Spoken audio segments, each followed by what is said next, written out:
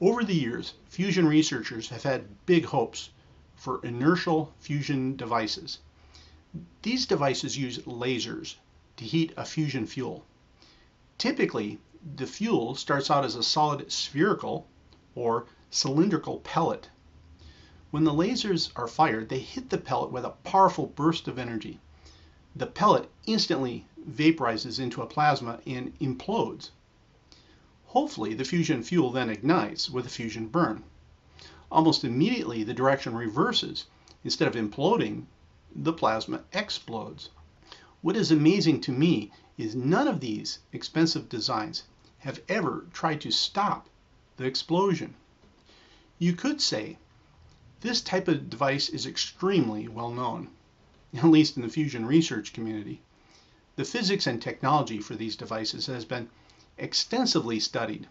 The research goes back over 35 years. Personally, I remember reading about them in high school, probably as far back as 1977. Now, over in Livermore, California, fusion researchers have built NIF, the National Ignition Facility. This is the pinnacle of this type of fusion research. Because of hidden military funding, the costs for NIF are kind of hard to pin down. In 1997, one estimate was NIF would cost about $2.1 billion. Understand, it has a 10-meter core and the most advanced and most expensive bank of lasers in the world. Therefore, you would expect the cost to be high.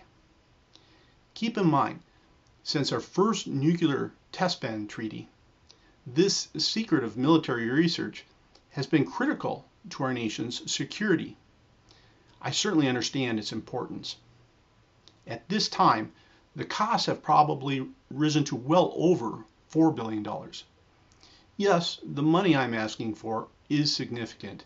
However, compared to NIF, a device that doesn't even have a magnetic confinement system, what I'm asking for is very inexpensive. Let me emphasize, nobody has tried to magnetically confine the exploding plasma inside of an inertial system. After the lasers ignite the fuel, it is simply allowed to explode. This has been crazy.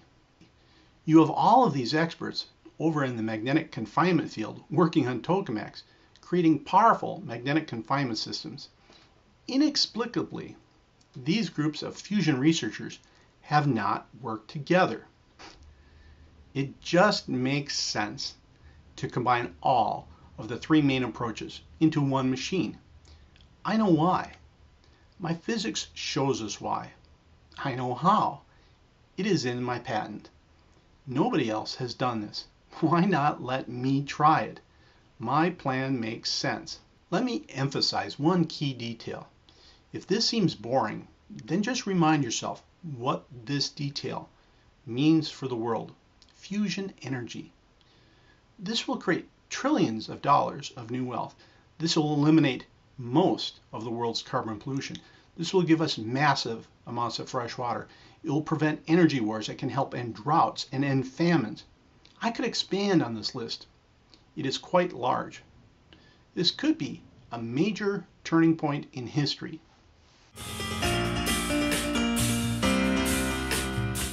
Here is exactly how I plan to demonstrate extended fusion burn times. In my lab, I would build a relatively small laser inertial system. It will be designed specifically for this experiment. My version would not be nearly as fancy or as expensive as the one at NIF. If my physics is correct, then my device does not need to be. This experiment would have two main systems, an ignition circuit and a confinement circuit. First, let me describe the ignition circuit. By the way, unfortunately, the NIF design could not be easily modified to perform this experiment. It would be much cheaper just to start from scratch, which is exactly what I would like to do at my lab. In case you are knowledgeable in this field, my device would be designed to use spherical fusion fuel pellets, not the cylindrical holoroms. If I get enough funding, I'll test cores with 1, 2, and 5 meter designs. Essentially, they are big metal balls. initially I think the spheres will be an alloy of copper. The laser system would have an icosahedral geometry using just 12 symmetrically positioned lasers. In this graphic there are 3 groups of 4 lasers. Each group is color-coded. Each group lies in a plane. I drew some dotted lines to the ends of the laser beams to help you visualize the planes. Each of the 3 planes lies at a right angle to each other. If you could rotate this image, then you would find each of these beams has the same length. It's hard to see in this graphic. Their outer points lie on a spherical surface. I understand this is hard to visualize.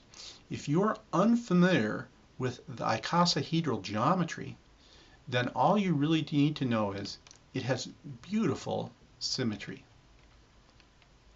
Wolfram has an app called 15 Great Circles on a Sphere. If you'd like to be able to visualize this better, then I recommend using that app.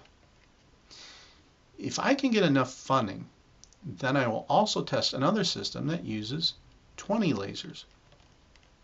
The laser system would have an expensive capacitor bank. Energy is first stored in the capacitors and then dumped through the lasers. Compared to the NIF lasers, the lasers at my lab would have much lower power. Keep in mind, this inertial fusion device does not need to be very powerful. It only needs to be powerful enough to obtain measurable fusion burn times. This is an older graphic from my patent. It shows how the fusion fuel pellet would be held in place by some thin plastic wires.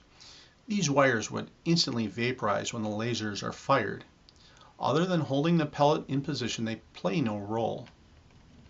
So, my first big experiment would start out with a spherical fusion core and use a laser system arranged in a spherically symmetrical pattern to ignite spherical fusion fuel pellets.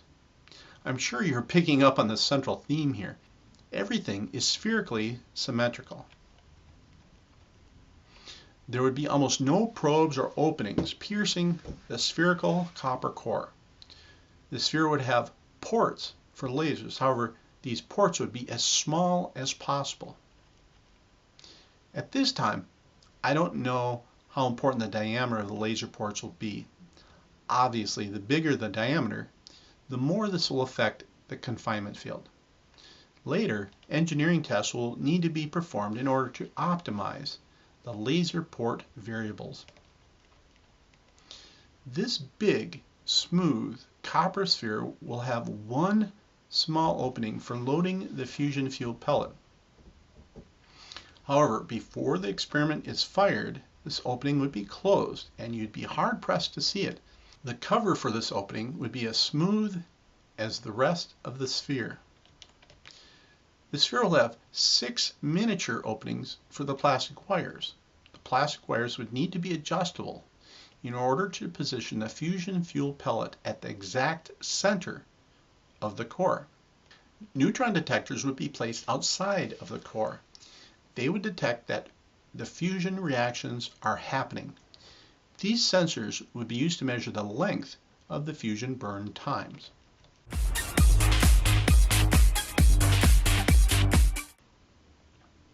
At this point, a series of tests would be performed to measure the average burn time for this particular device. I don't need to have a large output of fusion energy. I just need to have a measurable average fusion burn time. Next, the second system would be added. After an average fusion burn time is calculated, a spherical electromagnetic confinement field would be added. This is described in my patents. The confinement circuit would create a powerful spherical electromagnetic field that would sweep over the spherical metal core. This confinement circuit is an important aspect of my designs. This circuit will have a high voltage power source, its own capacitor bank, conducting spheres, hemispheric coils, high power switches, and some controls.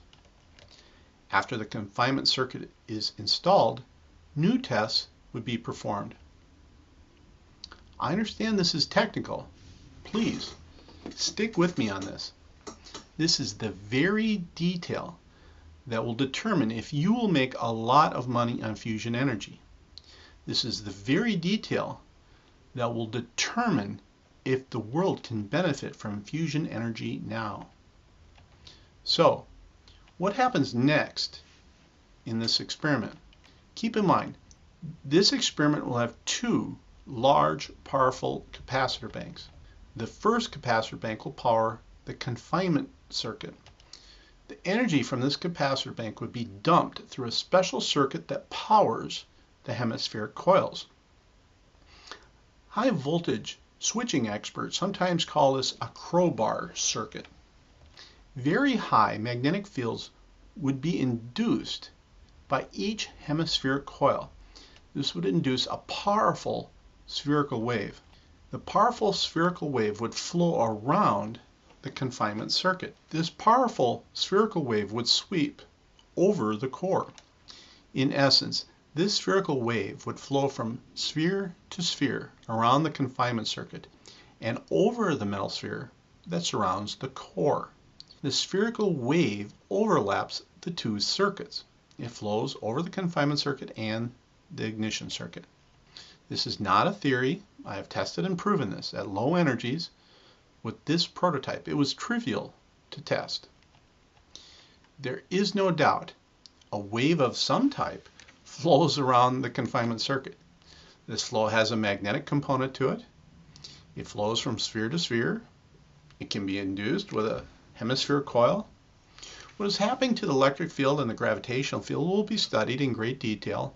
However, there is already proof of physics with just the magnetic flow. The second capacitor bank powers the ignition circuit. The energy from this capacitor bank dumps through the lasers. This creates the powerful laser pulses that converge on the spherical fusion fuel pellet. Obviously, this simple graphic does not show all of the details. To recap, first, the capacitors for the confinement circuit are dumped, creating a powerful confining field over the core. Next, in the experiment, the lasers would be fired. When I say next, it might be only microseconds later. So it goes boom, boom. First the confinement circuit, second the ignition circuit.